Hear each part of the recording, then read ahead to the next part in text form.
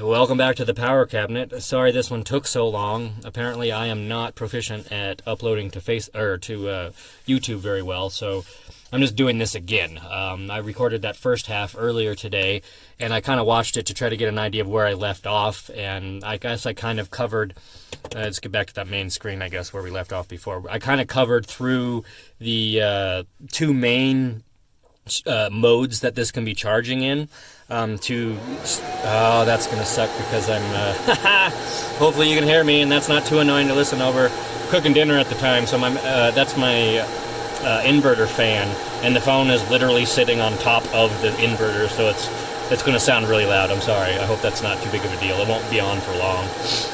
Anyway, it's in boost mode right now. We were talking about MPPT mode before. That's the maximizing power point tracking is what MPPT stands for, I believe. We went through that. The next one down would be your Equalize charge mode, which is something that 99% of people probably won't ever use in an off-grid system like this. It does just that. You can set it for like every 30 days or every 6 months or whatever. And sorry, now stop yelling. And it'll go into this equalize mode, and it'll actually try to equalize the batteries as much as it can. But keep in mind that the thing is only connected to 2 terminals. I have 6 modules here and 12 cells total. It isn't a BMS, and you shouldn't be using it that way or thinking of it that way at all. That's just is not something that when you construct your own system with different battery modules, especially upcycled, reclaimed lithium ion, it doesn't know that these are from a Nissan Leaf. How would it know how to balance it? I don't get into it. Mine's completely turned off. It won't ever come on, which leaves the last main mode of charging to be the float mode. Float mode is pretty much exactly what it sounds like. Maybe you've seen them on older batteries and stuff. They've been called... There's the float mode, float charger, trickle charger, maintaining chargers. They're tiny little chargers that usually only provide 2 or 3 amps, if even that. And what it's made for is the old archaic style of flooded lead acid batteries, or AGM even, because those guys lose charge by just sitting. I'm sure that you've had a dead battery in a car that sat for a long time. It wasn't because you left a light on. It's just the battery doesn't hold charge. It's designed to be charged every day with an alternator. That's why you start the car. And anyway, coming back to it, like to use the float charge with my setup in these lithium batteries, it's dangerous and probably not going to do anything good for you. I mean, if you went in and customized it hardcore and knew what times and this and that, maybe, but you don't really need to with lithium anyway. Lithium still loses a little bit of charge over time, but it's like not even anything compared to, sealed lead acid or flooded acid or AGMs. I mean, those guys will lose percents per day type of deal. It goes down fairly considerably. And so those float chargers or float modes on solar chargers are made for, those older style batteries. And it definitely made for like an RV that you're only going to be using once or twice a year. A lot of people that have all the toys, the 4-wheelers and the go-karts and whatnot, they'll have trickle chargers on those batteries because they don't use them every day or every week or even every month. And they want to be able to go and use it and start it and not have a dead battery whenever they want. So that's the purpose of a float charger or float mode on this. So let's go through these icons up here. We've got sun. Yeah, that's a sun icon hitting the panels. These little markers are saying that the panels are providing charge to my battery. That's all that that's saying. Those little dots are progressing, saying it's actively providing charge to the battery. And then vice versa, the battery is actively providing charge to my load terminals. We went over the load terminals before. I'm not going to get much into that because I don't want to be too redundant. But that's literally all that's happening up there. Like when the sun goes down, that sun changes into a little dark crescent moon. These lines stop moving. These don't because of the mode I have my load terminal set to, and I went over that before, so I won't get into that. But this will cease to stop moving. It'll go into night mode until there's enough sun to kick it back into day mode and start charging the batteries. Moving on down, this says 24 volts right there. That means that I have the charge controller set to 24 volt system. It's charging under 24 volt parameters because I have my batteries configured in a 24 volt configuration. Simple as that. And it supports 12, 24, 36, 48, I don't think this one goes any higher than that. Actually, to be honest, I don't know why this would support anything over 36. It's only 20 amps. But the larger the charge controller, the larger the load it can provide or sustain. This little icon over here that's hard to see, even if I put the phone up to it, it's hard to even read. It's the type of battery. I have selected user mode for this particular charge controller. Although it does have a lithium option, that's assuming that you're buying 12 or 24 volt store-bought brand new lithium batteries. And what it does is it restricts you from customizing a lot of the charge parameters and discharge parameters. When you set it on lithium, it goes, okay, you got it set to this system, so we're not even going to let you tweak with these because that'll be dangerous. And it's a fail-safe for people that are using brand new store-bought batteries. I've said it before and I'll say it again. When you set this to user, it gives you access to every single one of those charge, discharge, and load parameters. You can change them and customize it down to a hundredth of a volt. And what I mean by saying it again is it is a bit of a headache. I've never sugarcoated that. It's a 5 to 10 minute headache to set that up, and you only do it once. And it's more of a headache with these upcycled batteries because they're custom. You have to go in there and set them to what you want. They're different per cells, and you don't want to, number one, go over. That'll ruin your day quick, and you don't want them to go too far. You don't want to discharge them too far either. That's not quite as catastrophic, but it'll do just as much damage to the actual functionality of the battery. So I've got it set on user, and that the most important part of that is it allows you to have full administrative, once you put the password in through the Bluetooth anyway. It gives you the full access to every single one of those. You can change them to whatever you want, and if you blow your system up and you've got it in user, Renogy's not responsible, but that's what that little icon is for, which brings us to the only other thing on the screen, which is the big ass number that keeps kind of fluctuating all over the place here, and that's literally just the mirror of the battery voltage. It's showing that it is charged today to 24.3. I was working this thing pretty hard earlier. I was mowing. See how that went down? That's because my stove just kicked back on. I've got it on medium. I'm simmering some rice. So you're going to see that going up and down, and that's why this stupid thing might come on and be loud. But that's what's happening and why those are fluctuating. But I was mowing lawn and rototilling the garden earlier, and I was using a lot, and I'm already back up to almost what my actual used capacity is.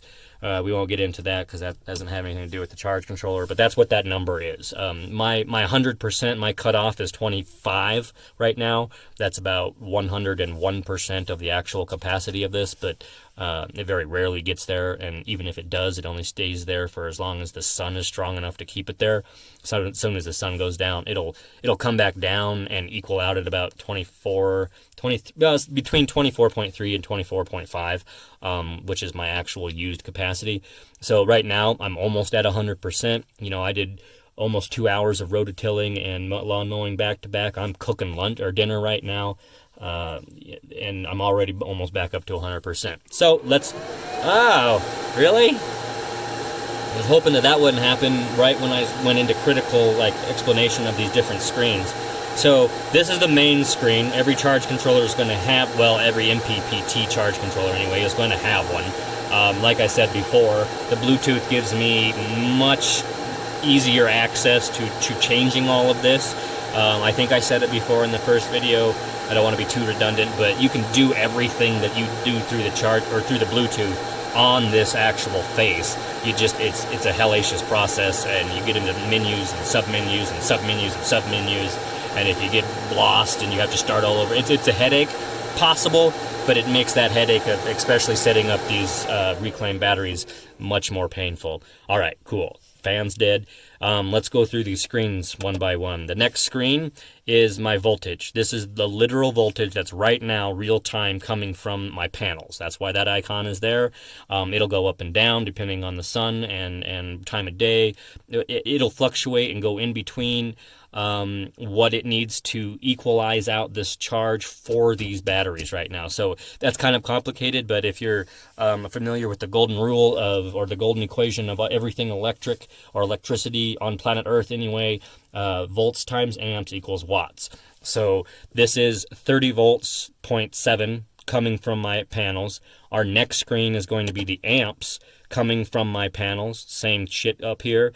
The panels is providing the amps is the actual electrical current and how strong it is. So you take that last number, 30.6, which is volts, times 4 point, let's just call it 5 amps, and whatever that is, 150-ish amp or watts is what I'm producing right now, which is not great. Obviously, it's I don't know, it's 5 or 6 o'clock in the evening. Sun's going down. My panels are flat. I don't get the greatest sun right now, but like you saw before, I'm pretty much at 100%. Not real worried about it. But that's what those two numbers are, and that's why it doesn't have a watts screen. I guess it shows you a watts production on the Bluetooth app. But they just leave it. They give you the hard numbers here. Voltage, 30. Amps, 5. That's all that's going on there. There's nothing else more complicated or you need to think deeper about anything happening there. That's just literally the numbers and the raw data coming from your panels right now.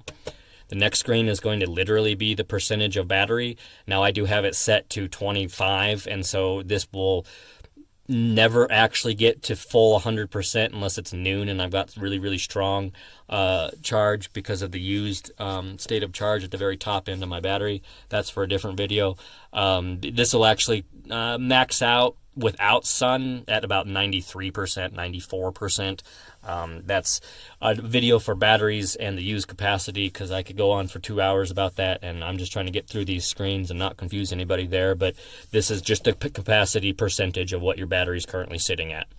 Next screen is going to be the most pointless one, if you ask me. I don't know what the logic on this is, but this is literally the same number that's on the main screen. It's telling you the voltage of the battery is currently 24.3.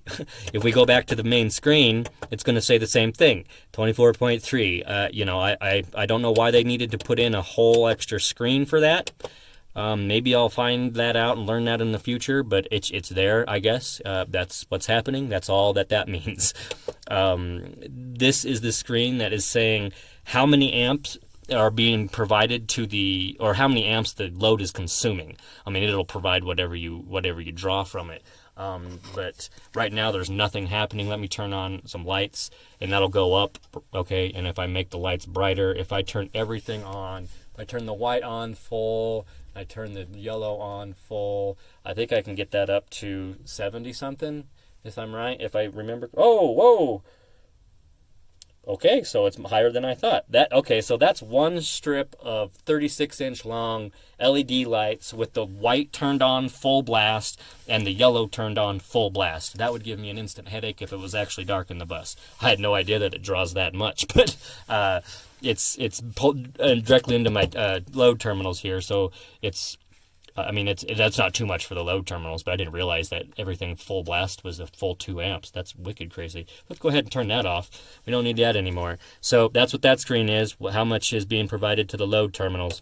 Next screen is exactly how many amp hours. That's what that's AH is what that says right there. Today, or since midnight, my panels have provided 93 amp hours for my batteries.